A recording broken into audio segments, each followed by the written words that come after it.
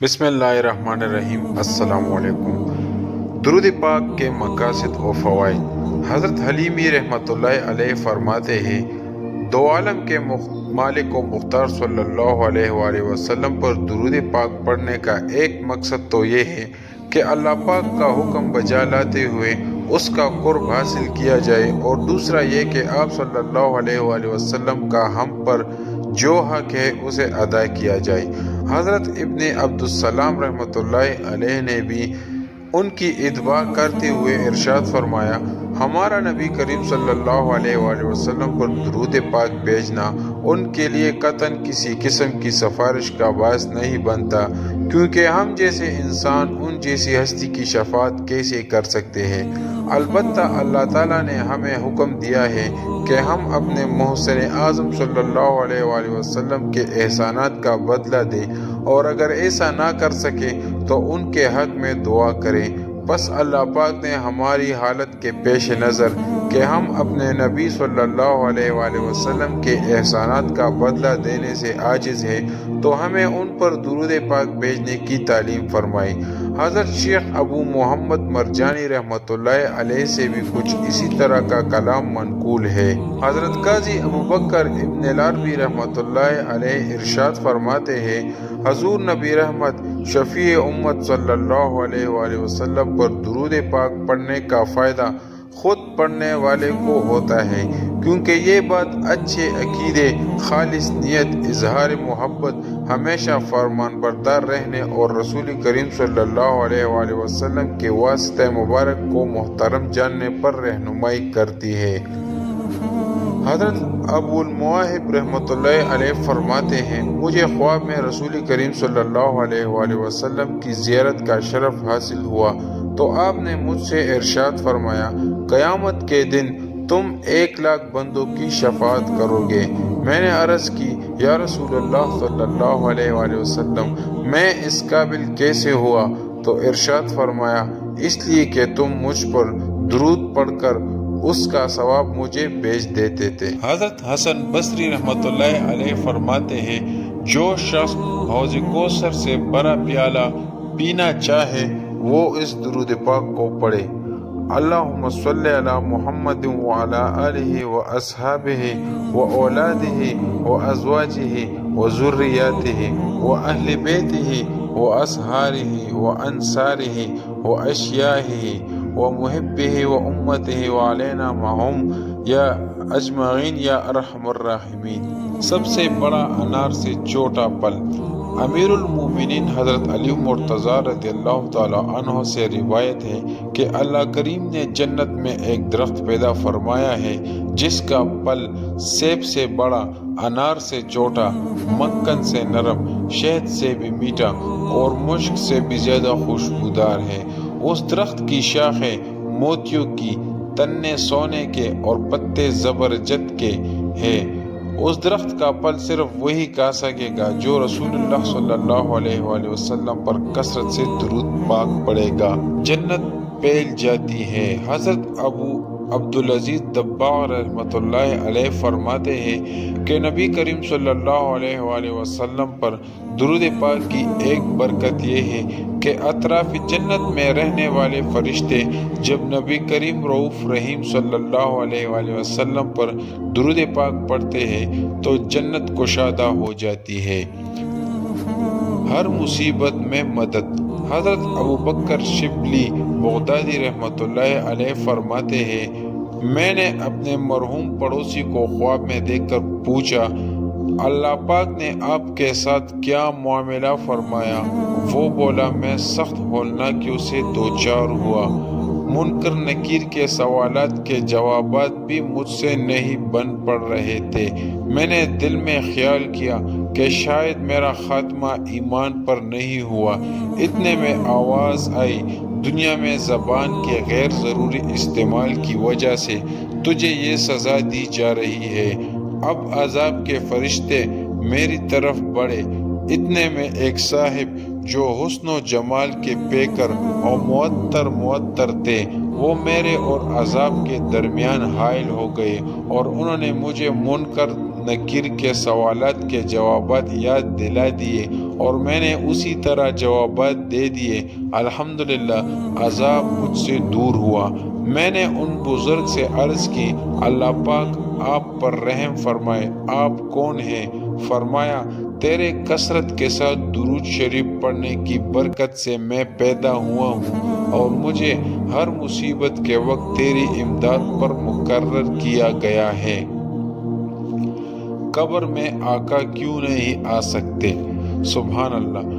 کثرت درود شریف کی برکت سے مدد کرنے کے لیے قبر میں جب فرشتہ آ سکتا ہے تو تمام فرشتوں کے بھی آقا مدنی مصطفیٰ صلی اللہ علیہ وآلہ وسلم کرم کیوں نہیں فرما سکتے؟ کسی نے بالکل بجا تو فرمات کی ہے۔ عاشق درود و سلام کا مقام۔ حضرت شیخ ابو بکر شبلی رحمۃ اللہ علیہ ایک روز بغداد شریف کے جید عالم حضرت ابو بکر بن مجاہد رحمۃ اللہ علیہ کے پاس تشریف لائے۔ انہوں نے فوراً کھڑے ہو کر ان کو گلے لگایا اور پیشانی چوم کر بڑی تعظیم کے ساتھ اپنے پاس بٹھایا۔ ایک شخص نے عرض کیا، یا سیدی، آپ اور اہل بغداد آج تک انہیں دیوانہ کہتے رہے، مگر آج ان کی اس قدر تعظیم کیوں؟ جواب دیا، میں نے یوں ہی ایسا نہیں کیا، الحمدللہ آج رات میں نے خواب میں یہ ایمان افروز منظر دیکھا کہ حضرت ابو بکر شبلی رحمۃ اللہ علیہ بارگاہ رسالت میں حاضر ہوئے تو سرکار دو عالم صلی اللہ علیہ وآلہ وسلم نے کھڑے ہو کر ان کو سینے سے لگا لیا اور پیشانی کو بوسہ دے کر اپنے پہلو میں بٹھا لیا۔ میں نے عرض کی، یا رسول اللہ صلی اللہ علیہ وآلہ وسلم، شبلی پر اس قدر شفقت کی وجہ؟ اللہ پاک کے محبوب صلی اللہ علیہ وآلہ وسلم نے فرمایا کہ یہ ہر نماز کے بعد یہ آیات پڑھتا ہے، لَقَدْ جَاءَكُمْ رَسُولٌ مِّنْ أَنفُسِكُمْ عَزِيزٌ عَلَيْهِ مَا عَنِتُّمْ حَرِيصٌ عَلَيْكُمْ بِالْمُؤْمِنِينَ رَءُوفٌ رَحِيمٌ، اور اس کے بعد مجھ پر درود پڑھتا ہے۔ سبحان اللہ۔ درود شریف لکھنے والے کی مغفرت ہو گئی۔ حضرت سفیان بن عیینہ رحمۃ اللہ علیہ فرماتے ہیں، میرا ایک دینی بھائی تھا، مرنے کے بعد اسے خواب میں دیکھ کر پوچھا، اللہ پاک نے آپ کے ساتھ کیا معاملہ فرما دیا؟ جواب دیا، اللہ تعالیٰ نے مجھے بخش دیا۔ میں نے پوچھا، کس عمل کے سبب؟ کہنے لگا، میں حدیث لکھتا تھا، جب بھی شاہ خیر الانام صلی اللہ علیہ وآلہ وسلم کا ذکر خیر آتا، میں ثواب کی نیت سے صلی اللہ علیہ وآلہ وسلم لکھتا، اسی عمل کی برکت سے میری مغفرت ہو گئی۔ نبی پاک صلی اللہ علیہ وآلہ وسلم کا فرمان مبارک ہے، حوض کوثر پر کچھ لوگ میرے پاس آئیں گے جنہیں میں کثرت درود پاک کے سبب پہچان لوں گا۔ حضرت موسیٰ علیہ السلام پر وحی آئی۔ اللہ پاک نے حضرت موسیٰ کلیم اللہ علیہ السلام پر وحی نازل فرمائی، اے موسیٰ، کیا تم چاہتے ہو کہ جس قدر تمہارا کلام تمہاری زبان کے، تمہارے خیالات تمہارے دل کے، تمہاری روح تمہارے بدن کے، تمہاری بینائی کا نور تمہاری آنکھ کے قریب ہے، میں اس سے بھی زیادہ تمہارے قریب ہو جاؤں؟ عرض کیا، ہاں۔ فرمایا، پھر محمد مصطفیٰ صلی اللہ علیہ وآلہ وسلم پر کثرت سے درود شریف بھیجو۔ حضرت امام جلال الدین سیوطی شافعی رحمۃ اللہ علیہ اپنی کتاب شرح الصدور میں لکھتے ہیں، حضور نبی پاک صلی اللہ علیہ وآلہ وسلم کی حیات ظاہری میں فوت ہونے والے کے پاس یہ کہا جاتا تھا، اے اللہ پاک، فلاں بن فلاں کی مغفرت فرما، اس کی قبر کو ٹھنڈی اور وسیع کر دے، مرنے کے بعد اسے چین عطا فرما، پیارے نبی صلی اللہ علیہ وآلہ وسلم کا قرب نصیب کر، اسے دوست رکھ اور اس کی روح کو نیکوں کی ارواح کی طرف بلند فرما، ہمیں اس کے ساتھ ایسے گھر میں جمع فرما جس میں صحت باقی رہے، دکھ اور تھکاوٹ دور ہو، نیز بارگاہ رسالت میں مسلسل درود پڑھا جاتا یہاں تک کہ اس کی روح قبض ہو جاتی۔ کتاب میں درود پاک پڑھنے کی برکت۔ حضرت عبداللہ بن صالح صوفی رحمۃ اللہ علیہ سے مروی ہے کہ ایک محدث کو خواب میں دیکھ کر پوچھا گیا، اللہ پاک نے آپ کے ساتھ کیا معاملہ فرمایا؟ کہا، مجھے بخش دیا۔ پوچھا کس سبب سے؟ کہا اپنی کتابوں میں حضور نبی پاک صلی اللہ علیہ وآلہ وسلم پر درود پاک لکھنے کے سبب۔ میت کو خواب میں دیکھنے کا عمل۔ ایک عورت حضرت حسن بصری رحمۃ اللہ علیہ کے پاس حاضر ہوئی اور کہنے لگی، میری جوان بیٹی فوت ہو گئی ہے، میں چاہتی ہوں کہ اسے خواب میں دیکھ لوں، کوئی ایسی دعا بتلائیے جس سے میری مراد پوری ہو جائے۔ آپ نے اسے ایک دعا سکھلائی۔ اس عورت نے رات میں وہ دعا پڑھی اور اپنی بیٹی کو خواب میں دیکھا تو اس کا حال یہ تھا کہ اس نے جہنم کے تارکول کا لباس پہن رکھا تھا، اس کے ہاتھوں میں زنجیریں اور پاؤں میں بیڑیاں تھی۔ عورت نے دوسرے دن یہ خواب آپ کو سنایا، آپ بہت غمگین ہوئے۔ کچھ عرصہ بعد حضرت حسن رحمۃ اللہ علیہ نے اس لڑکی کو جنت میں دیکھا، اس کے سر پر تاج تھا۔ وہ آپ سے کہنے لگی، آپ مجھے پہچانتے ہیں؟ میں اسی خاتون کی بیٹی ہوں جو آپ کے پاس آئی تھی اور میری تباہ حالت آپ کو بتلائی تھی۔ آپ نے اس سے پوچھا، تیری حالت میں یہ انقلاب کس طرح آیا؟